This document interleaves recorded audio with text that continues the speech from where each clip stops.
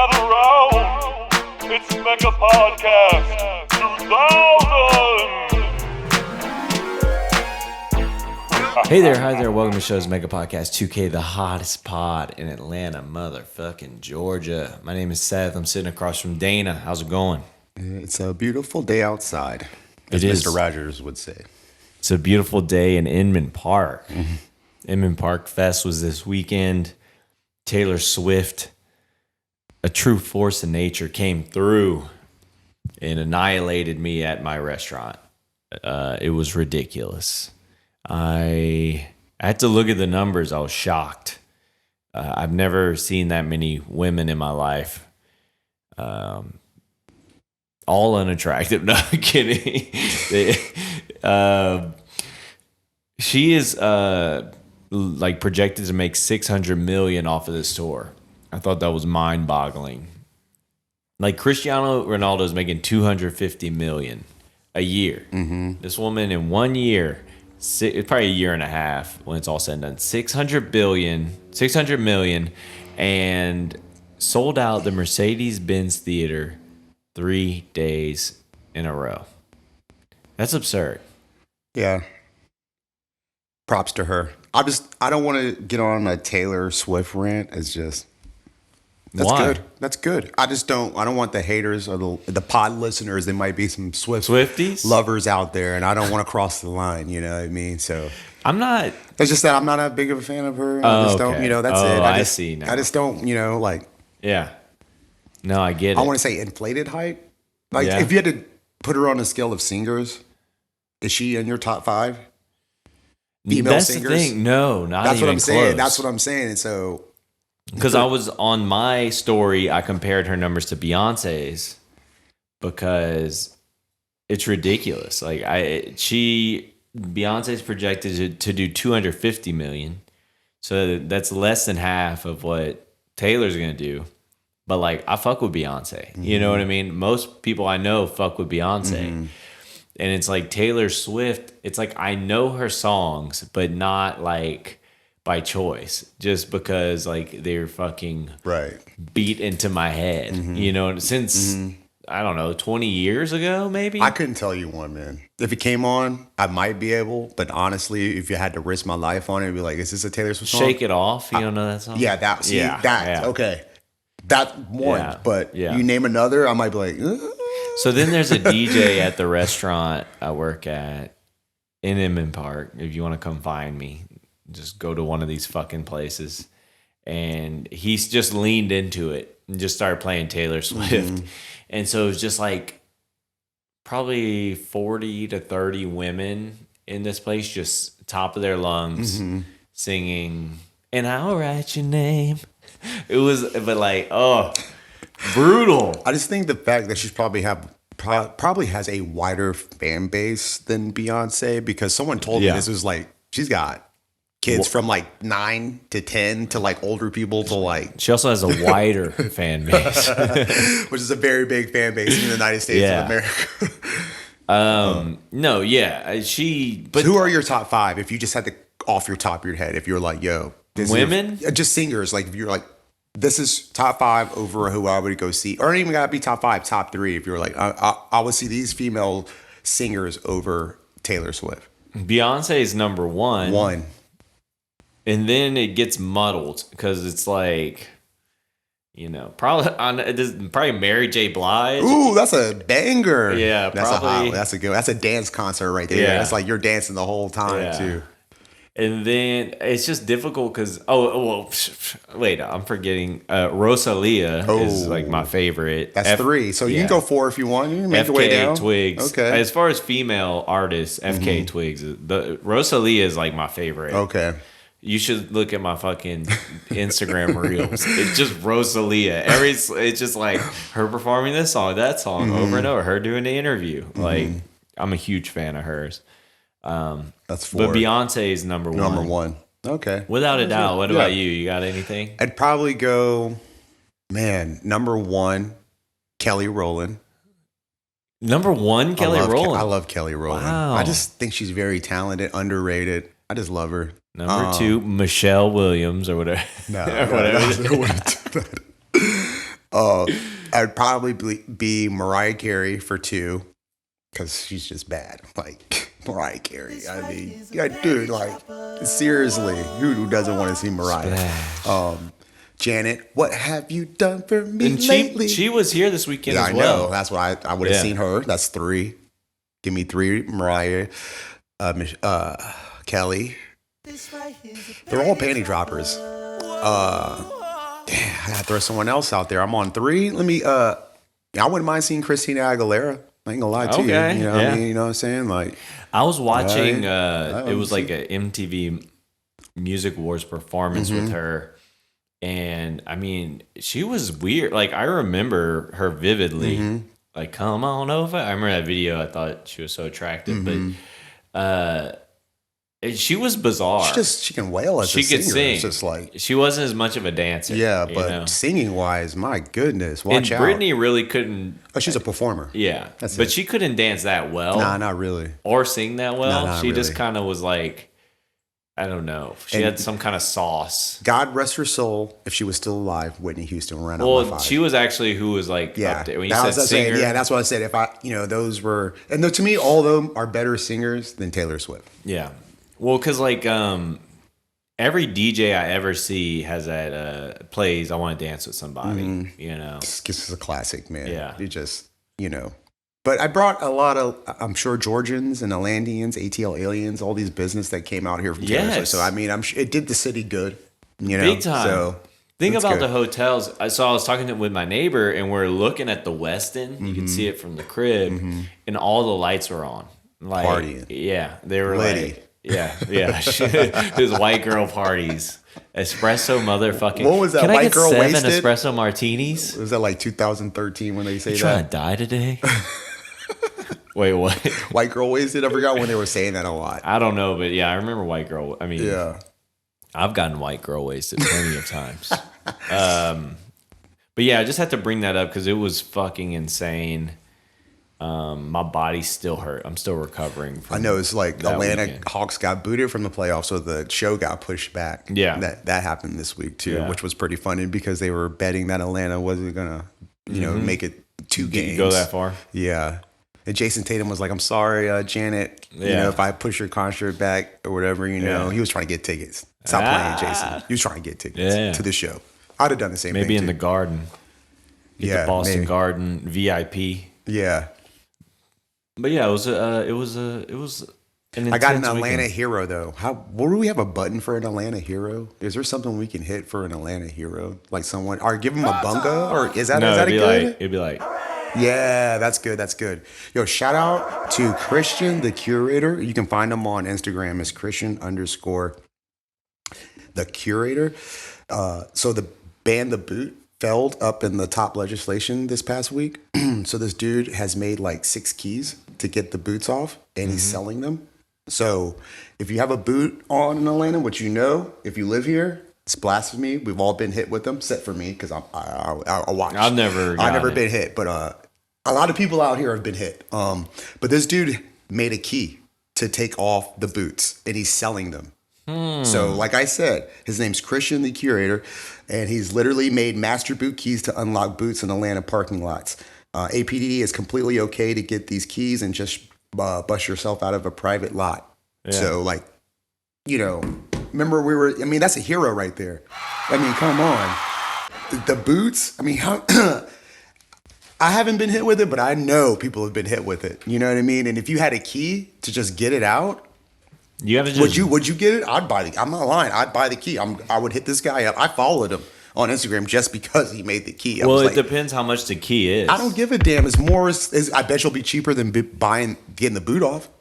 But so the boot's done. We're not. No, booting it's not. They failed to take it off the dock, so they're still going to keep it on. Yeah. So this dude was like, okay. Yeah. I mean, he's been hit with the boot before. He even shows him with a boot on his car, and he was like.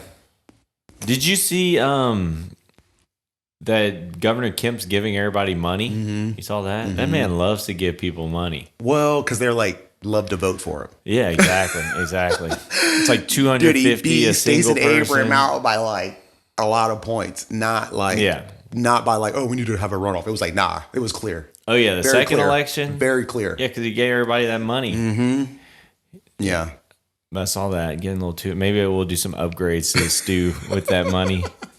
Get some headphones. We got some new headphones, headphones going on No, here. I'm sorry. Look, I had to go to a bunch of business meeting this morning. I was My rushing. guy, he showed up in a suit. I'm busy. I had to get here, so yeah. Get those boots off, y'all. All right, real quick, I want to talk about something. I'm going to use a button we rarely use. Let's see if I get it right. Hopefully someone's snitching. No. Ooh, the speed up. I like that one. The writer's strike in Hollywood, the WGA, has decided to go on strike as of May 1st. This strike is happening because writers' rooms are shrinking and compensation is also shrinking. So the last writer's strike lasted about 100 days in 2007, and Los Angeles economy lost about an estimated $2.1 billion. So I am worried that this could happen to Atlanta as well. Think of all the money lost. I actually have a good friend who's supposed to work on the new Blade movie and is now out of that job, and he's also not allowed to work because you gotta stand with the other unions. This is a problem because our show relies on content, shows, media, movies. We need it all, so we need this strike to end. We need studios to pay. Apparently Netflix is the biggest one, so pay these motherfuckers, okay? We make it look easy. Walk with your boys. So, yeah. I don't remember being that on the end of it last time. Was that new, or did we just never get to Yeah. It's always at the Fuck end. with your boys. Yeah. We make it look gosh. easy. So yeah, just wanted to cover the writer's strike. That's crazy. Because I'm worried about it. Yeah. Because Things like that don't last long, though. I mean, 100 days is long, but you think about it, it's not that long. It's pretty quick. It's like 3 months, something like that. yeah, it is 3 months. Yeah. But like SNL, Colbert, Jimmy Fallon, they're all going dark. Damn. Yeah. Those are all the ones I like. Yeah. So Why couldn't it be fucking Jimmy Kimmel? he's going dark too. Yes. James Corden. Get him out of here. He's done though. James Corden. You know what? time. If it takes for one to fall, for Jimmy Kimmel to fall, Yeah. I'll take it. Damn. I'm sorry. Damn, you hear that? I'm sorry, guys. Oof. That's how much I don't like him. Oof. We make it look easy. Fuck with your boys. boys. So yeah, hopefully that ends. We don't want that. But No, let's hell get no. into the show, the reviews, the things you're waiting for. Team Foxcatcher. Yeah. Look at that one. That was like a Bruce Lee one I just did too. Mixed with like the Dragons. Yeah. Team Foxcatcher just came out in 2016. It is a documentary / crime for about an hour and 30 minutes of your time. Now this, ladies and gentlemen, has a lot of meat on the bone. So John DuPont, I think it's French, if I'm not mistaken, was born November 22nd, 1938, Philadelphia, Pennsylvania. It was heir to essentially a lot of money. This guy, he was a fanatic of wrestling, essentially. If you watch the documentary, it has the headlines up there. He shot David Schultz, which is an Olympic gold medalist. But there's more to the story than this.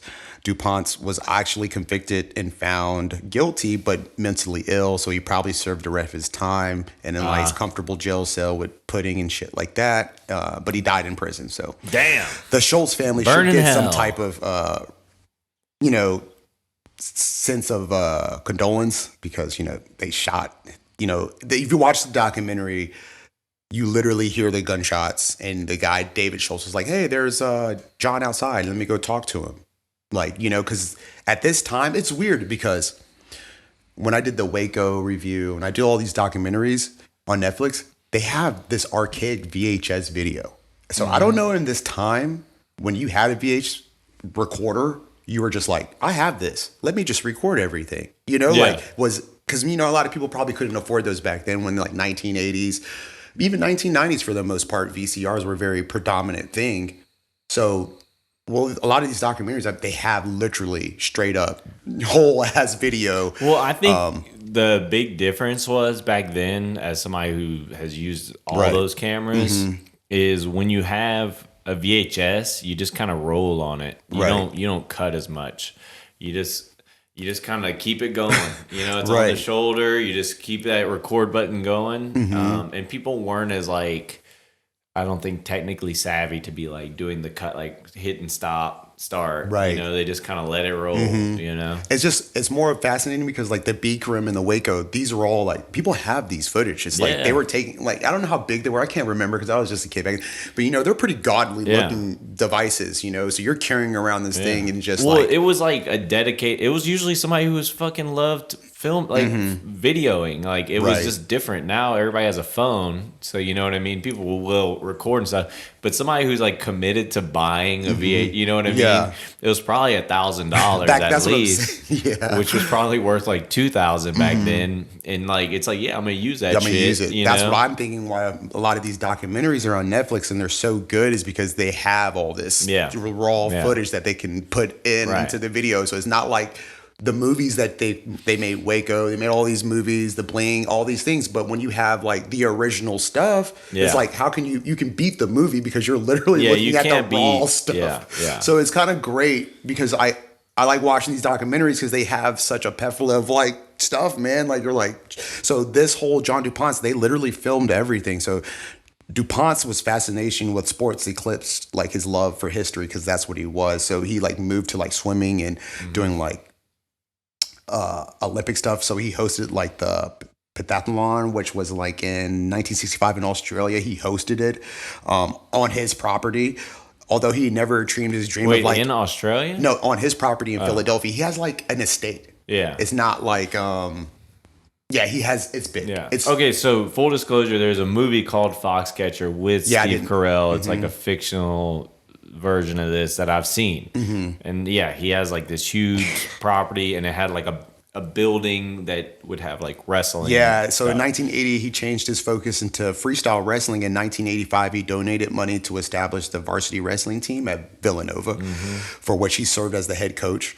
DuPont built a state-of-the-art training facility at his estate, which renamed Foxcatcher Farm after his father racing stables, right? So in addition to an Olympic wrestling club, Team Foxcatcher was the only few such organization in the United States that recruited top wrestlers. Like I said in pre-pro, like we would go to these competitions in Olympics wrestling and just get annihilated by countries like Russia where, wrestling's like a full-time job for those people. Well, they have it's called like Sambo too. That's what was it Khabib is like. Same thing what John Wick was doing in his little Russian moves. They're all similar to what. So, other countries are like invested into wrestling in the 1980s. Until this day, wrestling's still a big thing. So America, as you can see, United States had a late start. So we would go to the Olympics, wrestling, and you just get dominated. So John, of course, created this whole and got the top recruiters. So Mark Schultz, the younger brother of Dave Schultz, who's the one that got murdered, he recruited them as Olympian. They were both Olympian wrestling champions. And these dudes were like in their 30s. So for them to get called up to do like, to work for this dude, like they weren't getting paid. Yeah, these are older dudes with family, like 2 kids, 35. They were still like wrestling. Basically retired, but they were still competing, going to the Olympics at like 30, 32, 34. Most people stop wrestling at like, you're college and now you're done. It's like, like 23. Right, but now these dudes are like, that's their profession. They're like, look, this is what we do, and this was the first opportunity that John was able to give these dudes a free place to stay on his estate, train for the Olympics, train future Olympians to be future Olympians for wrestling, of course. And then things go crazy. So from 1980, 80s, Don DuPont was known as like a heavy drinker and he used cocaine. What? Yes. He was very paranoid. As I was telling you in pre-pro, he was like, he thought trees were like electrical signals that were spying on him. He hired ex-CIA members to be his bodyguard. He was paranoid that David Schultz was going to kill him. He was paranoid that other people were going to kill him because he had so much money. So like, damn. And all the people that were working for him entertained him because they're, it's one of those things like he's paying them. Yeah. It's like, you're paying these dudes. He's a fucking crazy he's like, so person. it was like when the guy, CIA guy's like, he's asking us to dig up this tree to see if there was any metal thing on there. We all know there's nothing underneath there, but he's paying us. This dude had the Pittsburgh Police Department as part of his like security. That's how like this dude, like he would have shooting, raging, and the whole people that would go hang out with him were all the police department. Yeah. So he had a lot of power. So he became increasingly like crazy, delusional, and super paranoid. Yeah. David Schultz literally had to take the gun out of his hand one time before. Oh shit. Like, because he pulled up to his crib. He asked this one wrestler to get off his spot because this is when he was going crazy and he thought he was still there. So he pulled up at David Schultz's house to be like, is he still here? And he had a gun. He was like, yeah, I can't let you inside my house with my kids. David Schultz, the rest, it's like, give me the guns. He's like, throughout this whole documentary, David Schultz is the only one who's sympathetic, compassionate to this dude because he's the one that runs like that. And John DuPont is the one, he went to David. Like they were cool, you know? So like all this is going down. And his erratic behavior dismissed many of the wrestlers and the police officers eccentric, like they just dismiss it because like, oh, he's old, hello, this dude's crazy as fuck. Hello. Like he would be outside, he would take his gun just to go shoot because he saw someone in the bushes. And you just go shoot? Yes, it's his estate, so it's not like he was like he's not. People thought it was somebody was hunting, right, and he was like, you see that thing in the woods, and so if someone would be like, yeah, I saw it, he'd be like, no, there's nothing out there. Like kind of almost get people around him to feed. And so this dude was just straight crazy. Yeah. So he ends up murdering Dave Schultz, shooting him with a shotgun in front of his wife and kids. Damn. And so it's a 48-hour standoff because the cops can't, he's in a state. Yeah. So he won't leave his property. So the police officers end up cutting the power off. Mm-hmm. So he has no heat. So he's like, hey, he's on the phone. Like, I need to, turn on the power so I can get some heat. So they get him out. That's how they get him. Yeah. So 48-hour standoff. He's convicted in 97 third-degree murder, and a judge appointed him mentally ill. DuPont received a sentence to 13 to 30 years, and he died in prison. The story of Schultz's murder was dramatized in The Foxcatcher, moving in 2014. Yeah, Steve Carell played him. So it was super dark. I'm going to get this right now. I'm going to go ahead and give it 3 swipes. Must watch. It's crazy that people with a lot of money can just go crazy. Like I said, he at one point in this documentary, he hated the color black. So anything that was black on his estate, he painted it. He got rid of all the black players on his Foxcatcher team. God damn. So he was just erratic towards the end of his life. And he just became super crazy. He became increasingly prone to delusions, many of them paranoid nature, especially after his mother died in 1988. A brief marriage from 1983 to 84 ended when his wife left him fearing of her life. Damn. So like this dude was... The signs were there. Right, and they would tell the cops on the property, but they'd be like, it's John, he's old, one of those type things. Yeah. Where it goes too far. It's almost like... what's the killer that was on Netflix that everybody was watching? I was like, I'm not watching it. Dahmer. Yeah. It's almost essentially the signs were there. Yeah. And no one believed it. Right. And then they come back and it's too late. He killed David Schultz. You know what I mean? So it's like, it's very insightful. It's very good. I did not know anything about this. It's very watchable. It's only an hour and 30 minutes on Netflix. I think you'll love it because, like I said, when I'm watching these things, it doesn't have what movies have. The movies is giving you the snacks, the lunch, dinner. They're not giving you the realistic things that you might be like, hey, did this really happen? Or, hey, did that go about that way? And this documentary leaves none of that out. You get all of it. You're like, whoa. I might go watch the movie just to see if like it correlates with what I saw in the doc. I think Channing Tatum's in it. He's Dave Schultz. Yeah. Okay. Yeah, no, the movie, Mark Ruffalo's in it. Look, that's how they look. Oh, wow. He does look like Dave Schultz, though, the guy to the far. Yeah, because if you look at Dave Schultz in the picture right here, look, bro, he looks just like that dude you just showed me to the right. He's with John DuPont. Oh, yeah, he looks just like him. So that's exactly, they did a good job with that one. I think maybe Chad Tatum probably plays as his brother, possibly. Yeah. But it's good, man. Like, it went from a guy being like a known philanthropist, like doing all these crazy things to help out the state of Pennsylvania and Pittsburgh and being like one of the predominant forces in American wrestling, and then to that, and David and all of them stayed on the property, bro. Yeah. So like, and then at the end of this, the guy that David Schultz was so cool with, that their family stayed next to each other on the estate of John. Yeah. They separated, and John DuPont left all of his rights to the guy Valentine. Damn. Yeah, so now the Schultz family doesn't even talk. Yeah. to the family best friend because those two guys were best friends. Yeah, and homie came up off of all this. But John DuPont was fascinated. Like I said, he considered himself Bulgarian / Russia towards the end of his life. And he's from America. Yeah. That's how delusionally he was so fascinated with the guy on the wrestling team and was so jealous of David Schultz and their relationship because they were both wrestlers and they faced each other. They were top wrestlers. One was from Russia. He's from America. He was so jealous that they were like cool with each other. Mm-hmm. That's why he shot him, essentially. Jesus. And when it was all said and done, the family stopped talking to each other, the Valentines or whatever. Because even the VHS, their families, their kids played with each other. They show it. And then the kid, as he gets older, the Schultz son, he's like, yeah, we don't talk to the Valentines no more. They pretty much stopped talking to us after my dad got killed. Because in prison, no one went to go see him. There were sides. They were still choosing sides. Yeah. Like people, he still had loyal people. Obviously, that Di Valentine got That's everything. money, though. I mean, he's not even real. DuPont's nothing. Yeah. He literally got his whole, his estate and everything. So that guy doesn't even talk to the Schultz family anymore. Yeah, because he, it's like blood money. It's sad. It's a crazy doc. 3 swipes worth a watch. I mean, Check her man. out. Crazy. Team Foxcatcher on Netflix. Yeah, Netflix. Yeah, they're killing docs. Dana's the king of the miniseries docs. It's only 1 episode too, so it's not like. Ooh, I like Yeah. that. Okay, next up, I'm going to do a season recap of The Mandalorian. I believe it's season 3. Mm-hmm. Man, this show has gone downhill. I kind of did a mid-season review, and we didn't like it.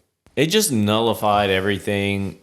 They made big concepts and like really big concepts that were a part of the lore of season 1 and things like that. They made them very small. They didn't execute them. And it kind of, now I feel like if I were to rewatch season 1, kind of like how Game of Thrones did, it would just like make all the stakes so much lower. It just, I mean, they kind of just, like there's some dark saber stuff that's lame. Mandalore, the planet, re-entering that and all that, lame. Just, I'm gonna give this season a power 1. Oof. It just went downhill, and I feel like if I'm Pedro Pascal, I would be like, you know what I would do? I'd say, hey, I will continue on this show, but I'm never taking my helmet off again. He does it. Yo, it's crazy because the ratings are opposite. IMDb 8.7 for season 3. For season 3? For season 3. Hollywood Reporter 98%. Oh, Movie Web 90%. Morons. Rotten Tomato, motherfucking 8.5 out of 10. It's so crazy because I watched it. I'm with you. So I've already been like, yeah, but most people that I've talked to agree it's bad. Yeah, same guy I talked to at my job. We both like to talk about Mandos and other shows. He said the same thing too. He was like, yeah, it's not. No, they're idiots. I don't care who. If you thought this is good, you were just a Star Wars stan. And you don't have real opinions. You're it's subjective. You just want more Star Wars at any cost. Right. And I'm the opposite. I want quality. So yeah, just real quick. I mean, I watched it all. I mean, Book of Boba Fett was the first sign of it going pretty downhill. Oh gosh, yes, it was. And then there's like Ashoka or whatever her name is. She's getting her own show. I'm sure that comes out in a month. That I'm somewhat interested in, but. It's that law of diminishing returns, you know? It's just like less is more, and they just keep giving us all this Star Wars shit. It's gonna get worse and worse. Well, hopefully Moon Knight, they won't do that to us. I mean, I don't even know they're shooting that. With the writer strike, all that shit's gonna get pushed back. Yeah. Well, hopefully that doesn't, because we can at least hold on to that, you know? That's what I'm holding on to. I'm like, this Mandalorian just did me wrong. I'm like, don't do me wrong, Moon Knight. Just keep going. So next up, I don't know how this one did you, but there's another Disney Plus, but this is Peter Pan. Sorry I was late, guys. Shoo! I don't know how I feel about this. I'm on the fence because if you all know, even watch the original Hook, Robin Williams, it's like 4 swipes. I love that one. I mean, classic. I mean, it's just, I love it. I grew up on it. I can't find really things I want to hate on it because Rufio You know what I'm saying? There was just it's just so you know, the it's bowling just, ball right? kid. There was, I mean, the food fight. Peter. Yeah, he's like punching his. Is that you? You Yeah. know, like their fun park where they're riding through and all that. I mean, Spielberg. like epic, right? Even the music. Right. So I hate to bash it, but I'm not. And I don't even want to give a full descriptive of it because I really want you to watch it. Because I grew up watching Hook, so I felt like I needed to watch this. I mean, it's Peter Pan. I need to see this. The one thing that they did different, I won't without giving away so you can watch it, I think you probably will, is that I appreciate they started just like Hook. Right, and upstairs, kids are playing. Right, boom, boom. I'm like, all right, I'm feeling this. Window. Yes, let's go. All right, you're all paying homage to the '90s Hook. Let's go. Right, it's Pirate Steve from Dodgeball who plays the dad that comes up weird. Nice. So remember, it was Jack and Maggie in Hook that got taken. So in this one, it's actually Wendy and the brothers. I was like, yes, right, because it was like the writers was like, look, let's just turn this around like how it should have been.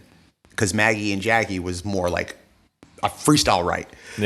Robin Williams is already Peter Pan, blah, blah, blah. Yeah. This one is exactly how it's supposed to be. So Peter Pan comes in through the window. Mm-hmm. He's chasing the shadow just like in the first one, right? Mm-hmm. And it's not Maggie and Jack. It's actually Wendy and her two brothers. And so he finds the shadow. She's like doing the whole science. Well, because in the first one, he couldn't catch the shadow and he was crying. And he showed old Wendy, Wendy. Your Peter Pan knowledge is impressive. Me and my little brother, shout out Side 2. We grew up, sir. You know, so the old one is Wendy, super old. Right. And so you see. Well, you're talking about Hook. Hook is a sequel, though. Hook if is you think about it. Hook is, and that's when this one's a prequel, I believe. No. This one is the story. Hook takes place after the original story because Peter has left Neverland and is in the real world. Yeah, you're right. Ages But so this one's before because he's still young. Very and handsome. It's Robin Wendy Williams. though. Yeah. But this one is a young Peter. Yeah. With a young Wendy. Right, yeah. But that's like that's the what I'm original. saying. Yeah, you're right. Yeah. So it's like she's sewing the shadow back to Peter's foot in the new one, and she hit his toe with a needle. And he's ouch. Like, exactly. Yeah. He's like, oh, it hurts. And she's like, I need something to make me feel, you know, when the little brother's like kisses what, you know, and she gives him the thimble. Boom. Yeah. There's the thimble, right? This is where he takes them to Netherland. And that's why I think this was good add-on, because they come back. And Peter doesn't stay. He's like, I can't. Yeah. Right? He drops all the Lost Boys off. I like this part, right? So, which makes you think, because in the very Hook, it shows Wendy as they keep going back and forth, right? He keeps coming back. He ends up marrying her granddaughter. Yes. In the very first one. Creepy. So it shows you how he drops Wendy off. He's like, yeah, I'm not ready to go yet. Because in this movie, Wendy stays in his old house.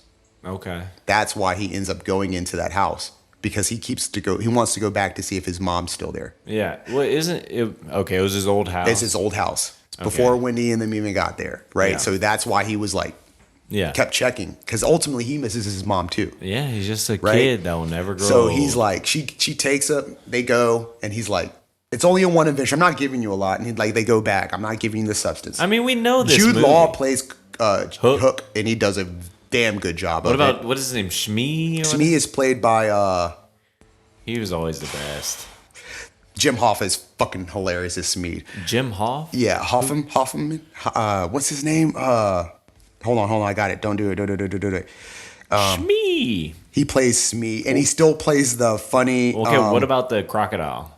The crocodile's in there, but it's a CGI because they had to. Like, you can't get mad, and that's why I know some people might be mad that it's like, oh my god, they had this. But I'm like, bro, it's a newer version of Peter Pan. They had to make the croc. I feel like they had to make it between a PG and a mature, right? They had to give you something serious and something real, so that you weren't like. Well, I mean, Peter Pan though. I mean, you got flying and all that shit, right? And so it's gonna be, and you got a crazy mythical world. Isn't there fucking mermaids in that bitch? Jim Gaffigan. Jim Gaffigan? Yeah, he plays Smeed, and he's great. hilarious as Smeed. I'm talking about like comic relief. Who's the third though? Who's that? All the other people you will not know. But the lady in the green dress. Oh, she plays Tinkerbell.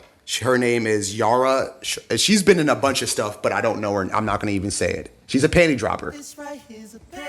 Oh yeah. I'm going to look her up because she's been in other movies.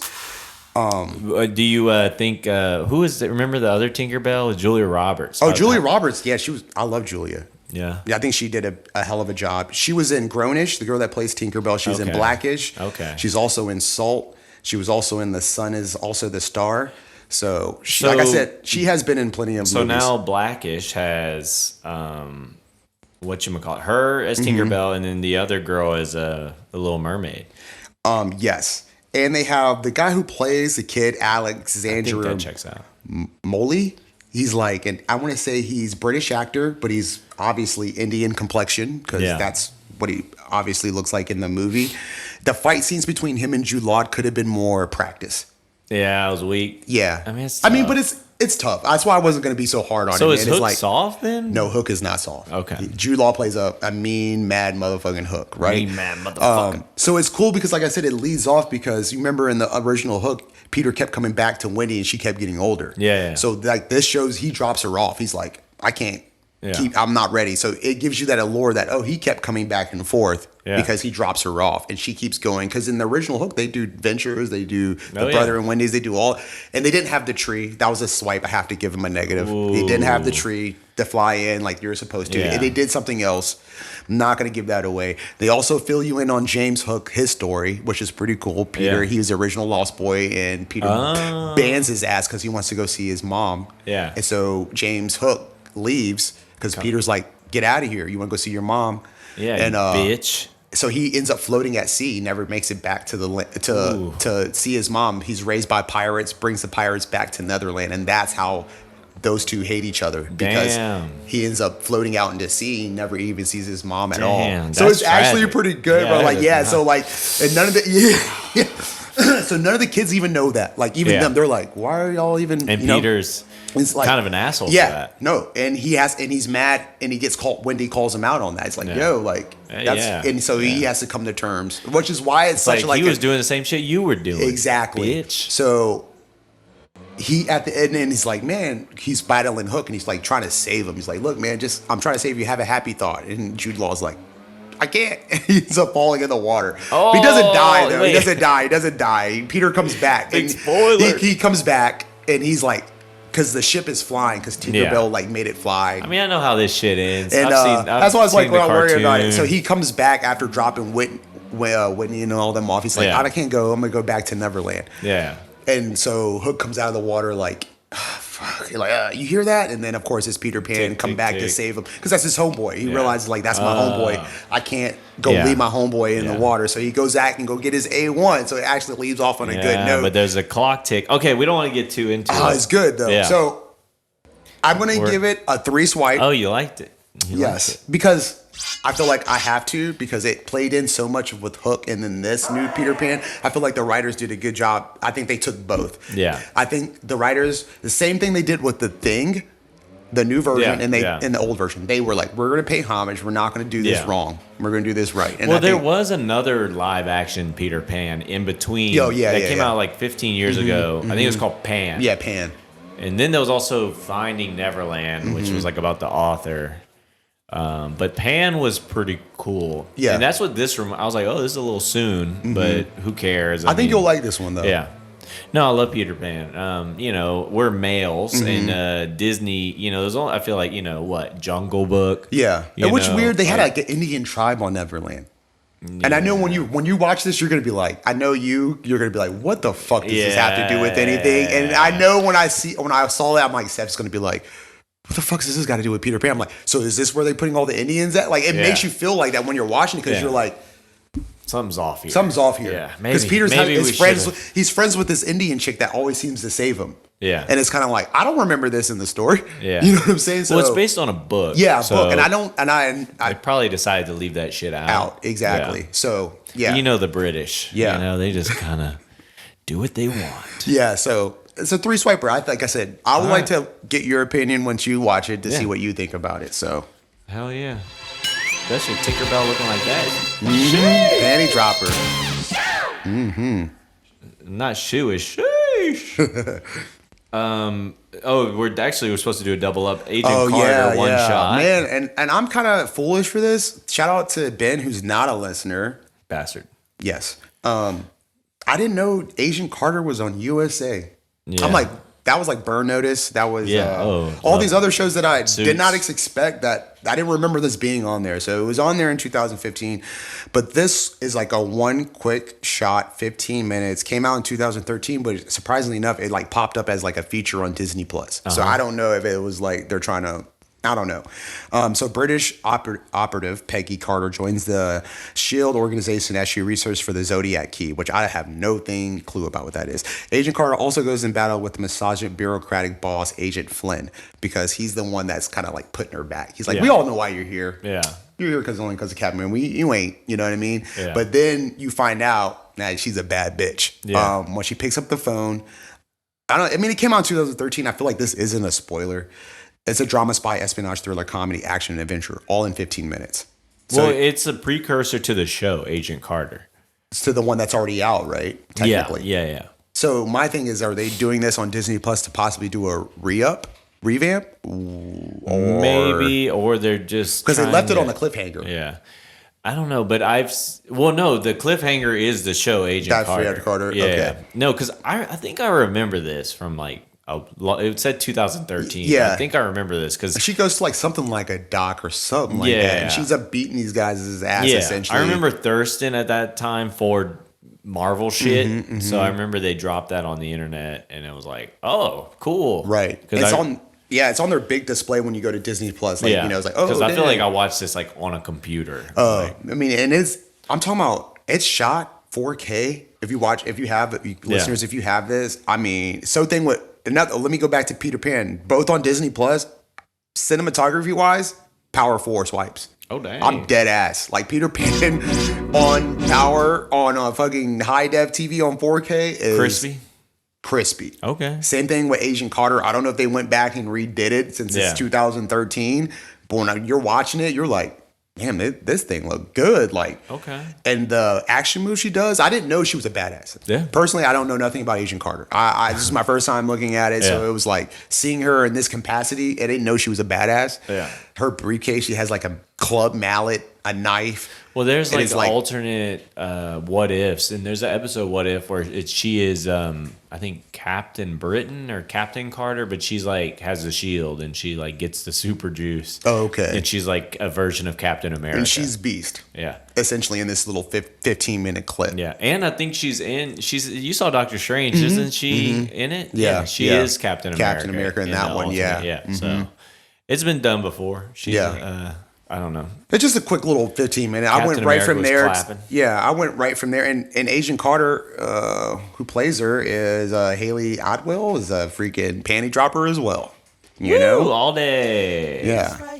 But so I might need to go back and watch the Zodiac because I don't know what they mean by chasing the Zodiac. So I think that's different That's villains. just a villain. It's based on like the Zodiac killer, but in whatchamacallit, like the real San Francisco one, but Moon Knight fights Zodiac a lot. Got you. Kind of. Yeah. He's like a darker, villain. More. He's for the more adult. So did you watch Marvel the Agent shit. Carter on USAC? No, because it kind of looked like Andor, but not Andor. Where it was like, Andor was more like political and espionage. Not very much like there's no one with like superpowers. That's how like Agent Carter was. It was like SHIELD and like what they were doing. Which I didn't like SHIELD. Agents of SHIELD. Yeah, I didn't like it. It's kind of like that, Okay. So maybe now just because but I don't know. I'm so fatigued on Marvel shit. It's tough. All right, well, we got to keep this bitch rolling. Give me some ganja. Yeah, have you seen Julia Roberts' daughter? No, is she a baddie? Yeah, Well, she looks pull it up exactly real like quick. her. That's the scary thing is that like if you Well, how old is she first? look at her, look at next to Julia, She they of look age? exactly alike. Julia looks like she hasn't aged one fucking bit. That looks like a picture of Julia Roberts and Julia Roberts. Right, that's Really? That's her daughter. No. Bro, it's her. Why not? She's 18, ladies and gentlemen. Yo, she Anyway, looked like she jumped in the hyperbolic time machine and went back and created herself as her daughter. That is and was not like, how the hyperbolic time machine worked. It stopped time. It slowed down time. Okay, anyway, we have Barry, season 4. I think there's 4 episodes out right now. Real solid start to the season. I'm loving it. They dropped 2 right off rip, and then it's been on for like 3 weeks. Mm-hmm. I think you would love this show. It's 30 minutes. Hader, right? Is it Hader? Bill Hader. Yeah, I love him. 30-minute episodes. Very dark. The first season is like more funny. He's an assassin that wants to get out of the biz. It's just so weird that he's playing an assassin. That's like But the he's so furthest good. from his character that I've I know. ever seen him in. Hot Rod, fucking Well, Pineapple of course, Express. he wants to be an actor though.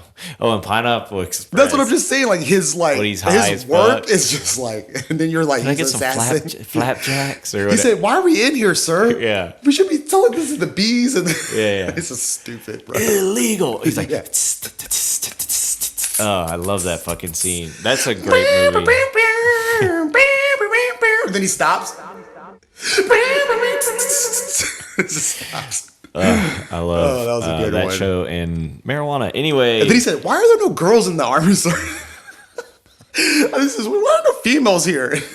okay, back All on right. track. Barry is, it's great, but season 4 is almost. I mean, it's still kind of funny, but it's like more like Breaking Bad than anything. Is it action? Is he like fighting? Yeah. Is he good? Like seriously, as an assassin? He's nice with it. Oh yeah, No, he's I like a pro. can't believe it. Hot Rod? It's so like How did he make the switch? I mean, That's he's all a big guy. I know. It's hard for me to put 2 together. It's like saying that, someone just crazy is doing this role, and I'm like, what? That I can't see. But it works. Like, look at Foxcatcher with Steve Carell. You know, if you watch that movie, he, funniest motherfucker on the planet, and then he plays like this creep. And like, because I remember in the movie there was a lot of sexual tension as well between him and Channing Tatum. It was just a real odd. It was tone. weird. No, he's creepy. Yeah. And he was going for that Oscar, and he's done other things. That are all I'm saying is, Bill Hader also writes it. He directs it. Yeah, he's doing like triple threat acts in it. But yeah, the action scenes. There's some awesome action set pieces throughout the seasons. There's always like one big one. But like usually most of the time when something happens, it's quick. It's like how I think it would happen in real life, where it's just like choo, choo, choo, and like this, it's over, but it's like, holy shit. And like this show's awesome because like anybody can die. Like anybody can get it. It's like feels like how Game of Thrones used to feel. It's just great. Yeah, I heard. Frank the Cat is live on pod. Now he's going in. But yeah, I love this show. I will swipe it. I can't recommend it more. Watch Barry. Especially if you want to binge it. I think you're putting me onto it because I didn't think Hader could pull this out like that type of. You're making me want to like go my into God. it now. I'm like, it's just like when I felt think about you would love it. Home Dude from Tom Clancy or doing the whole Prime from The Office. Like, it took me a second to be like, is he really doing this? Krasinski. Yeah, but John he is Krasinski, really yeah. doing it. Yeah. But no, I was in from day one. But Yeah, I like, know. You remember you telling but me. it's Yeah. just, I believe it. And he's such a great actor. Like, I love him. Yeah. he's Especially as a sick and comedian. twisted. I hate to say comedian, but that's all I've ever seen him as a comedian. So. And I forgot he was spotted. He's like dating a baddie in real life, Bill Hader. I forgot who it is, but it was like, come on. Like, Oh yeah. Oh fucking. like you he's got in my. it all. He's You got in it my all, favorite brother. movie, Forgetting Sarah Marsh. I will fucking end you. Yeah. That is my wife. This is fucking Home Dude's sisters. Like, That's the energy. yo, he's just so great, Yeah. bro. Yeah, he's great. Ah, man, yeah, yo, y'all gotta fuck with Hader, man. So check out Don't Be a Hater, Fuck with Hater. Yo, Check. that's a good pod. That's a good pod title right there. Don't be a hater, fuck with Hader. And we just review Bill Hader. That was good. Material. He didn't make that. He didn't like just come up with that. Like, don't think he just wrote that down. That was off the type of the tongue. 'Cause Freestyle. I would have called him out if he he made that shit up in Jazz. pre-pro. Raw, You know me. That was good. Next up, we got Silverton Siege. Yeah, Silverton Siege. Came out in 2022. It's an hour and 40 minutes. It's PG-13. What is it on? It's on Netflix. Okay. All right. This is based on a real story. So it's like a trio made of several demands take over this bank, and it's essentially started the Free Mandela movement. Okay. Actually, in Silvertown. So it was created by a South American filmmaker named Mandela Duby. He's based on real events that happened in 1980 when three members of the, I'm not even going to say this African name, but they call them MK. That's their initials. As a group started by Nelson Mandela, held civilians in a bank and hostage. So they were going to go do this, like, blow up this petroleum. That's how the movie starts off. Yeah, it's like they're going to blow up the like refinery. They're like, and then they're being followed. So they realize that in the movie, and they're like, oh shit, we got to get out of here. So they end up getting chased by cops. Into a bank. The guy from that is Imhotep, and from the Mummy is the cop, the actual like bad guy antagonist, and Mummy is the actual cop. He's super old in this movie. Yeah. But he plays the cop, and they're chasing them, and they end up in this bank. It's based on a true story. 3 dudes. In the movie, they added a female in the movie, which I'm not mad at, because, you know, when writers do these real stories, you got to kind of add something into it to give it that oomph. And they added this badass female chick that was part of the trio, but it was only 3 technically in real life. And one of them sold them out to the cops. That's how they knew they were at. Yeah. Easy there. And, Easy there. Yeah. Oh, yo, AKA big spoiler. Got to stop it right there. Yeah. But they literally wanted demands, and one of the demands they wanted was to free Nelson Mandela. Mandela had been locked up in like 1963. He didn't come out until 1990, but this was kind of sparked it because he was handing messages out of the jail to this MK group that would get his message to like other people in Africa. So it's a really, really. It came out in 22, so it's like real. So when you're watching it, you're like, did this really happen? You know, like, and so of course I looked up and did my research, and so like I said, it shows 4 people, a driver, a girl, and 2 other dudes, but it actually was only 3 people that committed this.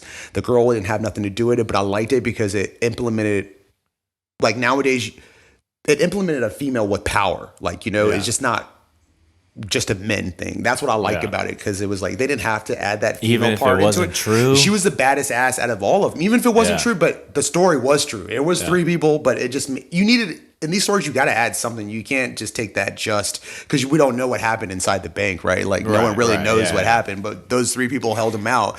You know, that's why sometimes it like these stories, it's like hard for me. But this one was really serious. They held up 25 people in the bank. Some of them got out, but the cops ended up just storming in real life. Chill out. In real life, yeah, though. but nobody knows about this. Nobody knows about this. Yeah, nah, it's a black story for sure. Not even black. It's like South African. Yeah, like it's deep rooted. We don't know about this shit. It's good though. Yeah, and they did it in 2022. So the guys from African Mandela who directed it. So it's. I won't talk no more, but I mean, we know Nelson Mandela. It's a smash. But it's a 3. Okay. Yeah, just because like. Let me see. Ow. Smash. I like that though. Yeah. So it's real. It hits home because they're fighting for a cause. And, you know, anything about South Africa or Africa, you know, it's majority taken by white people. So the guys that are in it are like just mad in general because of what happens to their country, essentially. And they're just like, Mandela's locked up, and they're just like, nah, like it was an oppressed time at that time. Yeah.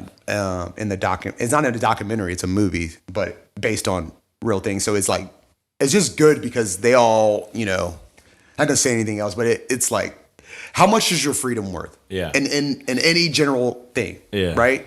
How much would your freedom be worth? I don't even know, because I feel like it hasn't been exactly tested. You know what I mean? And well, I don't think you really know till it's been taken away. Exactly. So, and I love one thing. He's like, everything. Yeah. You know? Well, yeah, because they were dealing with like the apartheid. And yeah, it's just because one of the guys in the bank they show is just, of course, is a racist and shit like that, you know. And he's like, as they're like, it doesn't happen. You know, this doesn't happen. He's like, man, y'all's freedoms cost too much. Yeah. You know, he's saying that, and he's like, nah. Right. You know, essentially, nah, it's not enough. You know what I mean? So it's just really good historical movie. It's on Netflix. I mean, it's a banger. It's a banger. 1 hour and 40 minutes. There's this movie. It's called. I think it's in German. It's called The Bader Meinhof Complex. This is kind of what it sounds like. That movie's fucking awesome. But it's kind of like similar thing. They're in Germany, and they like get in a hostage situation for like, I think it's like to keep communism going. I can't remember exactly what they're like extremists. Yeah, though. this sounds exactly like They didn't mean to end up in the bank too. That's the funny thing. Yeah, They were they're in running. like a they're in like a, what do they call that? Like a United, like an embassy building. Oh, they're in an okay. embassy, something like that. But you should check if you like this. You should check it out. Yeah, I'm gonna watch that. It too. retells a story of the early years of the West German far left terrorist organization. Okay. And it's How many fun. And there's swipes? like Japanese people involved who are like, How many also they swipes? brought them in. Since you That watched one, it. I think that's a 3 swiper. Okay. All right. But it's old. I mean, it's from Where's it at? 2008. On what platform does it say? It might be on Netflix. It got nominated for an Oscar. Okay. Best foreign film. Let's see. I originally watched this on Netflix, but this is back. This is like DVD Netflix type shit. Yeah, it's still on Netflix. So I couldn't tell you any of the actors' names, like I Bader said, besides Meinhof the guy from Mummy 1 and 2, because he is the lead cop in this. That's why I was like, Imhotep is this guy. Oh man, he didn't age well. That's why I said he's old as fuck, bro. He I'm looked like the Mummy's granddad. That's when he came on. It was funny because me and Marv was like, Imhotep. Because it's like, you can see it, like, oh man, I haven't seen this guy in forever. You know what I mean? It's like, that was the last thing I remember this guy from was the Mummy series. Yeah. So interesting. It's an eclectic. I'm telling you, this girl who plays they added into this, her performance, power 3. Say her name, Seth. Say her name. Say her name. Say her name. Noxolo Delamini. Yeah. Delamini. She is a bad Noxolo ass. Delamini. Yes. If you do watch this, you'll be like, she's my favorite one. Okay. Yeah. I'll check it out. Yeah. Silverton Siege. Action packed. 75% on Rotten Tomatoes, 6.3 out of 10 on IMDb, and 3 out of 5 on NME. I don't know what that stands Yeah, I for. don't know what that one is, but those are the IMDb and Rotten Tomatoes are solid numbers. All right.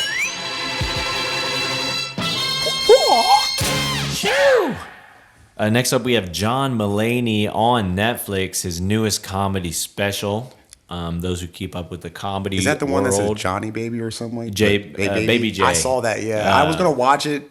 I've seen the previews. It was Yeah. like, I was like, oh, this guy seems like he's pretty funny, but I didn't watch it. It's good. Okay. It's really good. And it's kind of one of those things where his last one was called, I mean, there was a Comeback Kid.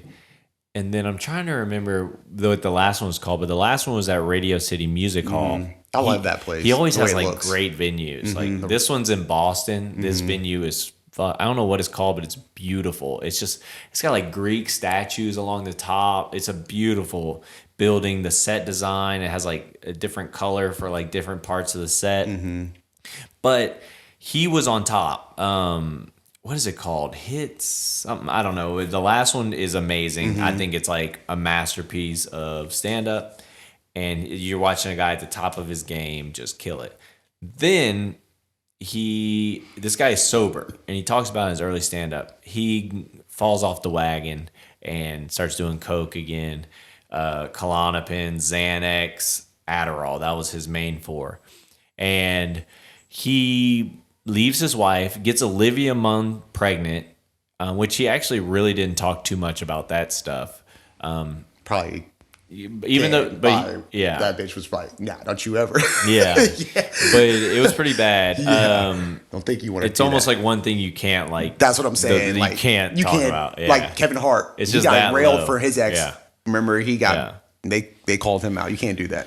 So it's one of those things though where you do such a huge show, and so it's like, all right, what do you do next? You know, well, the fact that he fucking falls off the wagon and gets a drug problem and all that shit weirdly helped him, because like this is a really good stand-up special. It is fucking hilarious. Better than Sebastian San, that guy I've been telling you about. Maniscalco? You see, he's got a movie coming out with Robert De Niro. I see that. See, we've been we're all. I feel like we're on the trail. Where we talk about things, and when they start to You know, We see the patterns. Yeah. We see the matrix. but yeah, is he funny as him?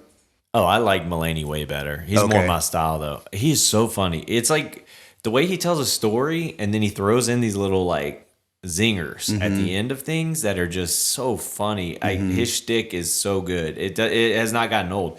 But the fact that like, you know, when you get on top of the world, look at Chance the Rapper. I always use him as an example, or even Jay-Z. They hate him here in Atlanta. When you get to a certain level of success, you like detach from being a normal person. So it's like you get disconnected from your audience. You don't have the material like you used to when you're coming up and you're hungry. Well, this guy threw it all away. And it's like the story about him throwing it all away, ruining his perfect reputation. And because of that, it was almost like a weird fucking blessing for him, because then he gets to have this amazing stand-up special that, I mean, I loved it. I thought it was funny. I had actually heard a couple of jokes from my brother and friends who saw it live this past year, but I was rolling. There was a lot of laugh Reminds out me loud of moments. Monique stand up. It's like she's Yeah. trying to come back. She just has a new one on Netflix where Yeah. she's like talking about how she went rock bottom. Yeah, yeah. Now she's like coming back up as like, you know, those people like her and that dude, you know, she was at the top of her game when Yep. she hit rock bottom. Yep.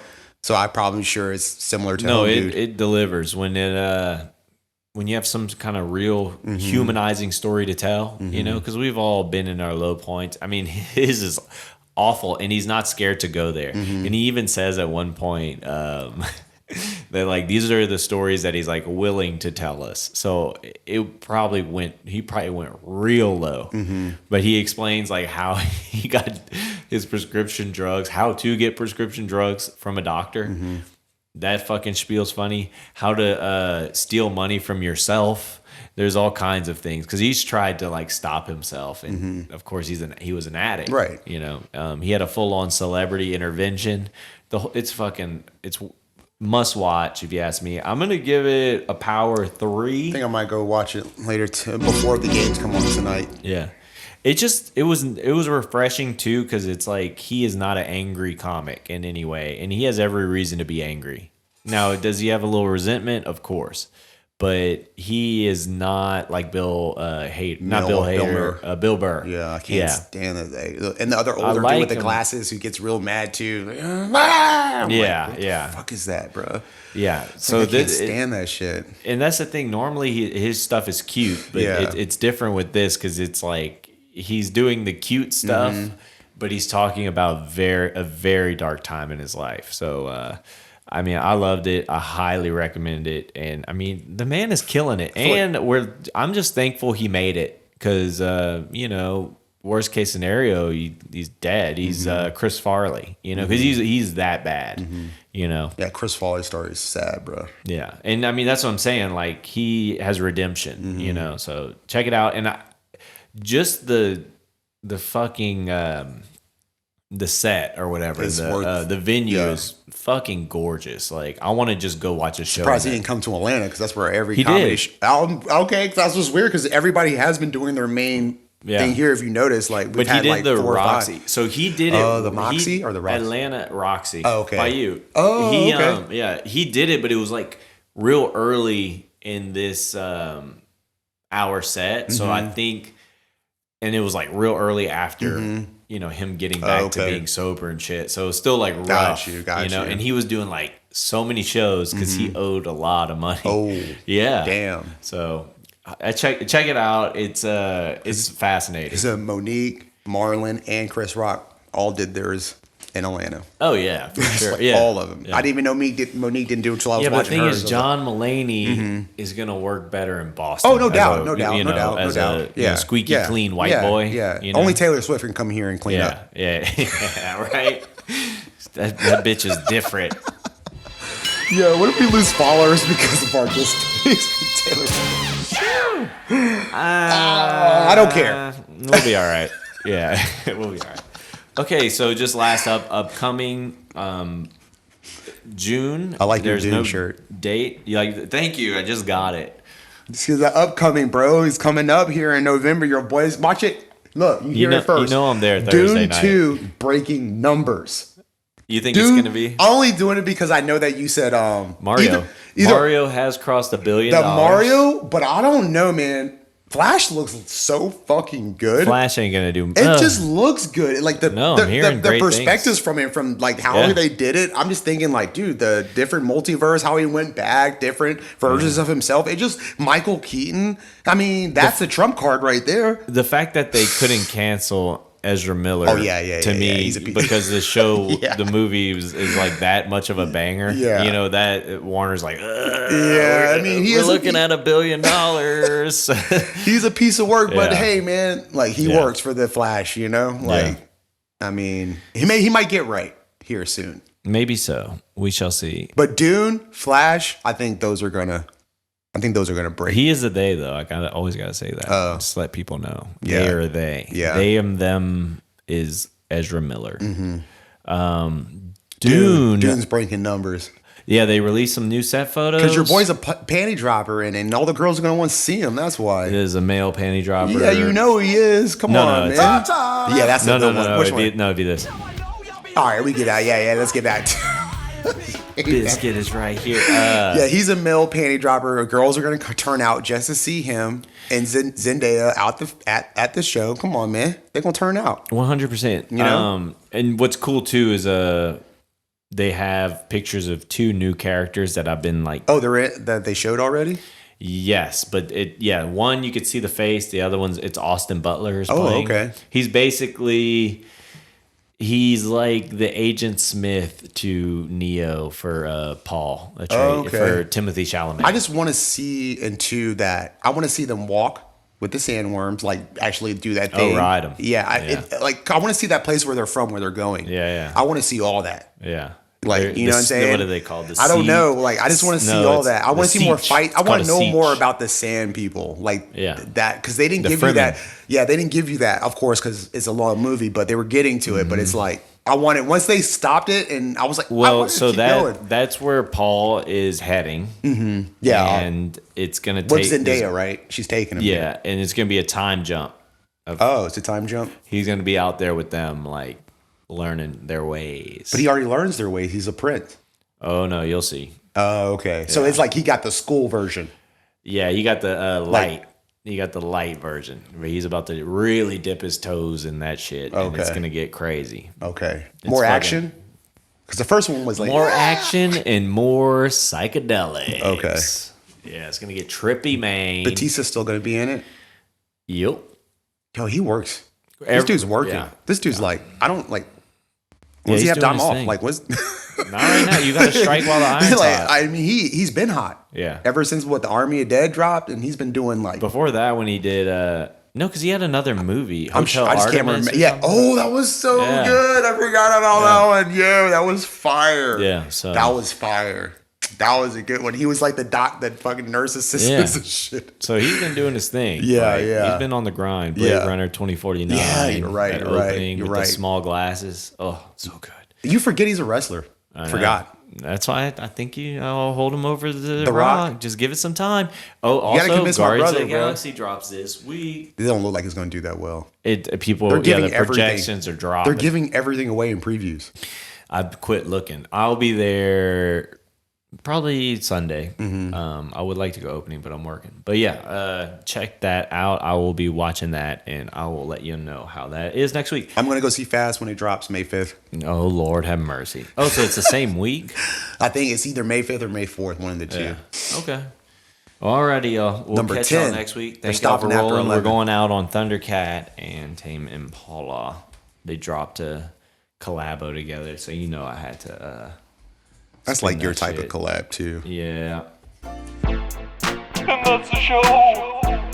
See you next time.